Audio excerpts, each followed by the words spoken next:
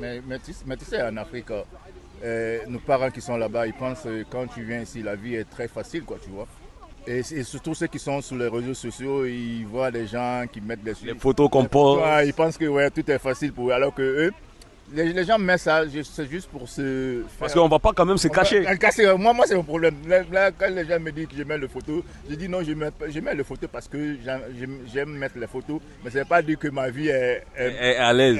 Mais d'une part aussi, quand on voit les mêmes personnes là, si tu ne mets pas de photos, ou bien quand tu mets les photos où tu es sale là, ils vont te poser la question. Encore, tu vois les Africains, une fois que tu mets quelque chose, une fois qu'on te voit, tu t'habilles bien, on va dire, peut-être il a l'argent, quitte le bébé, lui il a un problème, ou bien il est devenu fou. On dit, mais depuis 10 ans, il est en Europe, regarde comment il s'habille. Tu as tout compris, donc tu vois. Bonjour et bienvenue sur Daisy TV 224. Nous sommes ici en Allemagne, précisément à Münster. Münster, c'est une ville estudiantine qui est pleine de jeunes étudiants. Et là où je suis, je viens de rencontrer un de mes frères guinéens et je vais le laisser se présenter à vous. On va parler de beaucoup de choses, des choses qui sont réellement intéressantes. Raison pour laquelle je t'invite à rester jusqu'à la fin de cette vidéo. Bonjour mon frère. Bonjour monsieur. Vous pouvez vous présenter à notre public? Moi, particulièrement, tout le monde me connaît le nom de Abedi. Donc mon vrai nom c'est Youssouf Nabane Ossila. Donc je suis un jeune frère, peut-être, c'est ceux qui me regardent. Ils vont me reconnaître directement, quoi, tu vois. Je suis un jeune frère de Mohamed Silla Socrates, qui était le premier professionnel guinéen. Dès le début des années 90, la génération de Titi Camara, Salam So, d'autres. Donc je vis actuellement en Allemagne, il y a 17 ans maintenant. Donc je travaille. Au départ, j'avais voulu jouer un peu quoi, au foot, quoi, tu vois, avec le club amateur, mais j'ai eu une opération sur mon genou droit. Donc ils m'ont interdit de jouer depuis 2016, je crois, ouais, 2016. Donc, parlant de Socrates, on sait très bien que les gens qui sont réellement fans du football en République de Guinée connaissent qui est Socrates. Et dans cette vidéo, on va profiter pour te souhaiter nos condoléances, surtout que la terre lui soit légère, pour tout ce qu'il a fait, surtout pour le football en Guinée. Et voilà, vous me dites que vous êtes ici il y a un peu longtemps. Aujourd'hui, je voulais savoir surtout quelle est votre expérience, quels sont les conseils que vous pouvez donner à des jeunes Guinéens qui vont venir ici dans ce pays. Ceux qui sont déjà arrivés ici, quoi, tu vois. Ouais. Donc, c'est que je peux donner le conseil parce que moi, déjà, j'ai l'expérience de vie ici, j'ai fait 17 ans. Donc, on sait tous au départ en Europe, quand on vient d'arriver, c'est pas comme chez nous, tu vois. Il faut d'abord s'adapter, surtout quand tu viens dans un pays où tu ne parles pas la langue avec toi. Donc, la première chose d'abord, c'est d'apprendre la langue, tu vois. Donc pour être intégré dans la société, quoi, tu vois. Parce que la plupart des gens pensent que quand on traverse seulement voilà, le désert ou bien quand on traverse la mer pour venir ici. C'est facile une fois que tu rentres. Ouais. Non, c'est pas facile. La vie même, ta vie d'évolution commence ici. C'est pas en Afrique, c'est ici. Je pense que quand tu viens ici, c'est-à-dire tout ce que tu as fait, ça devient zéro. Zéro, hein, tu dois encore commencer encore. Alors que c'est une autre vie, c'est un autre mode de vie, quoi, tu vois. C'est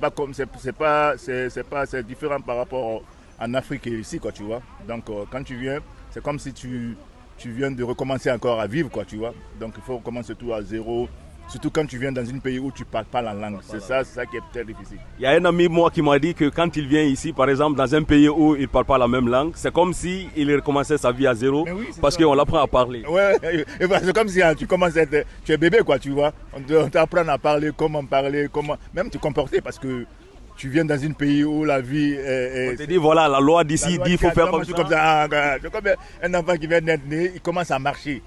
On te dit, il marche doucement, allez, ne marche pas comme ça, tu vois. Donc c'est comme ça la vie d'ici, quoi. Donc moi, c'est que je donne le conseil, surtout quand tu viens en Allemagne ici, essaye d'apprendre la langue pour commencer à t'intégrer, pour commencer à faire toutes choses, tu vois. Parce que si tu dis que tu vas dire, moi, je ne m'intéresse pas à la langue, mais comment tu vas vivre? Comment est-ce que tu vas travailler? Comment tu vas communiquer avec les gens? Donc tout ça, là, tu vois. Bon, moi, par exemple, la chance que j'ai eue, parce que je parle l'anglais. Tu vois, je parle l'anglais, donc j'ai vécu au moins, je parle beaucoup d'anglais. Donc quand je suis venu ici au départ, je ne parle pas l'allemand, mais l'anglais tu vois. Comme on le dit, l'anglais c'est langue universelle.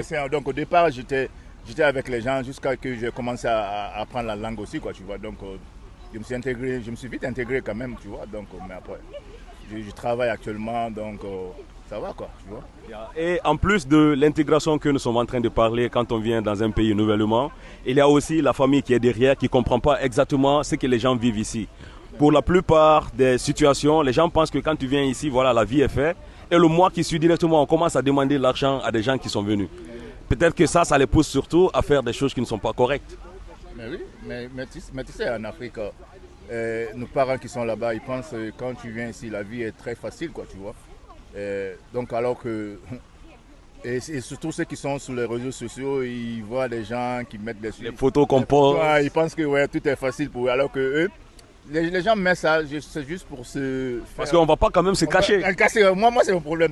Là, quand les gens me disent que je mets les photos, je dis non, je mets les photos parce que j'aime mettre les photos, mais ça ne veut pas dire que ma vie est à l'aise.